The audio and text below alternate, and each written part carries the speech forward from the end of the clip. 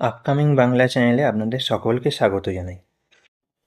ভারতের নির্বাচন কমিশনের নির্দেশিকা অনুযায়ী থার্ড পোলিং অফিসার একটি অত্যন্ত গুরুত্বপূর্ণ দায়িত্ব পালন করেন। তিনি সরাসরি কন্ট্রোল ইউনিটের দায়িত্বে থাকেন এবং ভোটারকে ভোট দেওয়ার জন্য ব্যালট ইস্যু করেন। অর্থাৎ তিনিই একজন ভোটারকে ফাইনাল চেকিংয়ের পর গ্রিন সিগন্যাল দেন ভোটিং কম্পার্টমেন্টে যাওয়ার জন্য। চলুন সহজভাবে দেখে নিই থার্ড পোলিং অফিসারের প্রধান দায়িত্ব ও কর্তব্যগুলো। দেখুন, পোলিং ডের আগের দিনে অর্থাৎ আপনি যেদিন ডিসিতে গেলেন, ডিসিতে পৌঁছেই প্রথমে আপনি নিজের নাম সই করে আগে নিজের অ্যাটেন্ডেন্সটা দিয়ে নেবেন। তারপরে সকলে মিলে মেটেরিয়াল কালেক্ট করুন এবং ওখানে কিন্তু কোনো রকম ডিসিতে বসে সমস্ত মেশিন কানেক্ট করে দেখতে যাবেন না যে মেশিনগুলো ঠিকঠাক চলছে কিনা, এবং ওখানে সকলকে সহযোগিতা করুন এবং আপনি ভোট কেন্দ্রে পৌঁছেও অন্যান্য আরও যে পোলিং অফিসার, প্রিসাইডিং অফিসার আছে তাদেরও কাজে সহায়তা করুন এবং অনেক কিছু স্টিকার নানান দিকে লাগানোর থাকে সেগুলো লাগিয়ে ফেলুন। এরপর দেখুন, ভোটের দিনে আপনি সেকেন্ড পোলিংয়ের কাছ থেকে যখন ভোটার আসবে সেই স্লিপটা আপনার কাছে নিয়ে আসবে, সেই স্লিপটা নিয়ে আপনি ফোল্ডারে গেঁথে রাখুন এবং তার বাঁ হাতের তর্জনীটা পরীক্ষা করে দেখে নিন সেখানে ঠিকমতো কালি লাগানো আছে কিনা।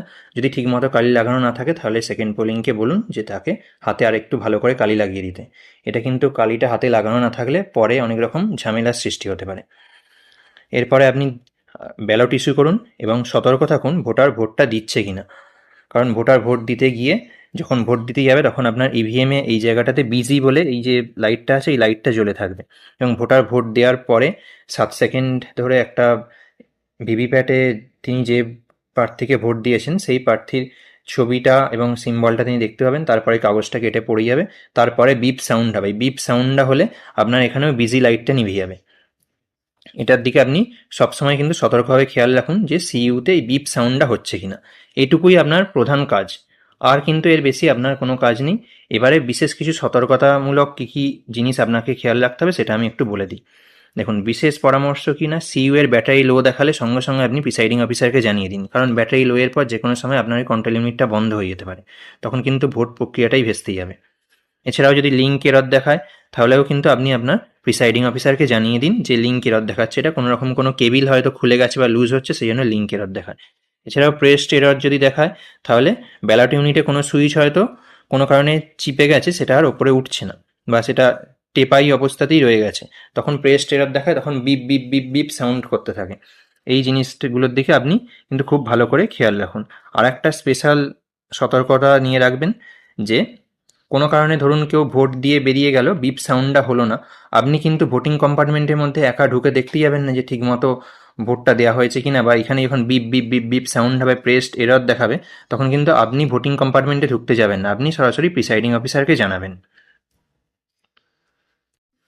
এছাড়াও একটা সতর্কতা আপনাকে নিয়ে রাখতে হবে, দেখবেন ভোটিং যে ইভিএমটা আছে, ইভিএমের উপরে ক্লোজ বটনটার উপরে একটা ক্যাপ আছে, ওই ক্যাপটা কিন্তু কোনোভাবেই খুলবেন না এবং ক্লোজ বটনে না কোনোভাবে হাত পড়ে যায়, তাহলে কিন্তু পুরো ভোট প্রক্রিয়াই বন্ধ হয়ে যাবে। ক্লোজ মানে পুরো ভোট প্রক্রিয়া শেষ হয়ে গেছে ধরে নেওয়া হবে। এবং আপনি যেখানে ব্যালট দিচ্ছেন তার বাঁ দিকে একটা টোটাল সুইচ থাকবে, সেই টোটাল সুইচটা থেকে আপনি 2 ঘন্টা ছাড়া ছাড়া টোটাল যে ভোটটা পড়েছে সেটা কিন্তু প্রিসাইডিং অফিসারকে আপনাকে জানিয়ে দিতে হবে।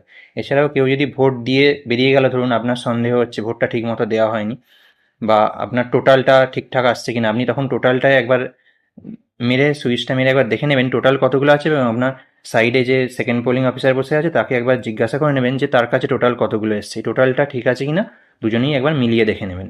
আপনার কাছে কিন্তু যদি সন্দেহ হয় আপনি সেটাকে চেপে যাবেন না, কারণ ভোট শেষের পরে সেই টোটালটা যখন মিলবে না সেটা নিয়ে কিন্তু মেলাতে গেলে মাথার চুল ছিঁড়তে হবে তখন। এছাড়াও আপনার একটু অন্যমনস্কতা কিন্তু পুরো ভোট প্রক্রিয়াকে ভেস্তে দিতে পারে, তাই পূর্ণ সচেতনতার সঙ্গে দায়িত্বপূর্ণভাবে আপনি কাজটা করবেন। সংক্ষেপে থার্ড পোলিং অফিসার হলেন ভোট গ্রহণের মূল কন্ডাক্টর। তিনি ভোটারকে ভোট দেওয়ার চূড়ান্ত ছাড়পত্র দেন এবং নিশ্চিত করেন যে একটি সুষ্ঠু ও নিয়মতান্ত্রিক উপায়ে ইভিএমের মাধ্যমে প্রতিটি ভোট রেকর্ড করা হয়েছে। তার সতর্কতা ও দায়িত্বশীলতাই ভোট প্রক্রিয়ার স্বচ্ছতা নিশ্চিত করতে সাহায্য করে। থার্ড পোলিং অফিসারের ডিউটি এটুকুই, ছোট ডিউটি কিন্তু খুবই গুরুত্বপূর্ণ ডিউটি। আশা করি আপনারা খুব সহজভাবে বুঝতে পেরেছেন। ভিডিওটা ভালো লাগলে লাইক করতে পারেন এবং এরকম আরও ভিডিও পেতে চ্যানেলটা সাবস্ক্রাইব করে রাখবেন ও ভিডিওটা আপনার আর যে বন্ধু বান্ধব যারা থার্ড পোলিং অফিসারের ডিউটি করছেন বা যারা নতুন ডিউটি করতে গিয়ে ভয় পাচ্ছেন তাদের সঙ্গে অবশ্যই শেয়ার করে দেবেন, যাতে তারা ভিডিওটা থেকে ইনফরমেশানটা নিতে পারে এবং কোনোভাবে ভয় না পায়।